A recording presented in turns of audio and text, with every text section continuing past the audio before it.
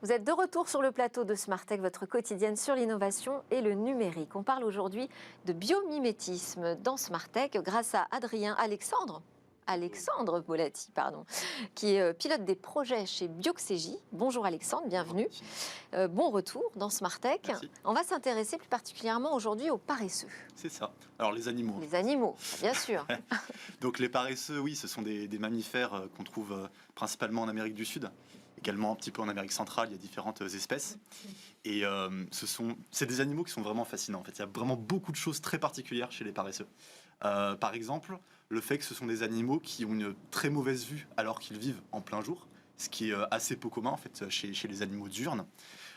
Les paresseux sont aussi, alors oui, on peut voir une image à l'écran pour voir un petit peu à quoi ça ressemble.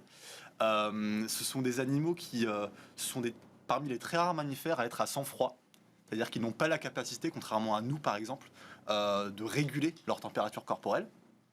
Et quelque chose d'assez étonnant aussi, c'est que les paresseux sont les seuls mammifères à avoir des algues qui poussent dans leur pelage. Ah oui, ça c'est étonnant, ça. Effectivement. En fait, il y a tout un écosystème qui vit dans le pelage des paresseux. On trouve des espèces de champignons, même des espèces de mythes qui ne vivent que sur les paresseux. Et donc notamment des algues vertes qui prolifèrent comme ça et qui peuvent, pour certains spécimens, leur donner une apparence complètement verte et leur procurer un camouflage comme ça naturel dans leur environnement, qui est des forêts tropicales. Ce sont des animaux arboricoles qui vivent dans les arbres. Et ce qui fait aussi d'ailleurs les paresseux les seuls mammifères à être verts, simplement. Très bien. Est-ce qu'il y a d'autres informations qui vous intéressent, vous, en tant que biologiste et innovateur? Alors bien sûr, notamment pourquoi on parle de paresseux, c'est évidemment parce que ce sont des animaux qui, comme leur nom l'indique, sont très lents et qui se déplacent également très peu. En fait, il est très rare d'observer des paresseux faire plus d'une quarantaine de mètres en une journée, ce qui est assez peu. Et lorsqu'ils doivent se déplacer, lorsqu'ils doivent bouger, ils vont faire peut-être une dizaine de mètres en une minute. Si on compare par exemple, nous, le temps qu'on prendrait pour faire 10 mètres, on se rend compte que c'est vraiment très lent. Et en fait, les paresseux se déplacent tellement peu qu'ils ne font leurs besoins qu'une fois par semaine. C'est-à-dire qu'ils descendent des arbres. Donc c'est tout leur métabolisme en fait qui est au ralenti. C'est vraiment très ralenti. En fait, pour donner un ordre d'idée, on estime que les paresseux consomment 90% d'énergie de moins que la moyenne des mammifères. Donc c'est vraiment extrêmement particulier. Ils ont un mode de vie qui est très, très sobre, très efficace d'un point de vue énergétique, et c'est les seuls mammifères à avoir cette particularité. Là, on commence à se dire, ah oui, alors ça peut être intéressant effectivement pour développer de nouvelles technologies plus sobres. On parle de sobriété, on parle d'efficacité énergétique, donc il y a des choses à aller creuser. Et effectivement, on a des chercheurs de l'université de Georgia Tech, donc en Géorgie, aux États-Unis, qui se sont inspirés du mode de vie très peu énergivore du paresseux, qui se déplace très peu, qui ne consomme que quelques feuilles, quelques pousses par jour, rien de plus, pour développer un robot de surveillance environnementale. Parce qu'en fait, pour surveiller finalement l'environnement naturel, pour voir un petit peu ce qui se passe... Il est très mignon. Il s'appelle Slothbot. C'est ça, le Slothbot. Donc c'est robot paresseux contracté en anglais.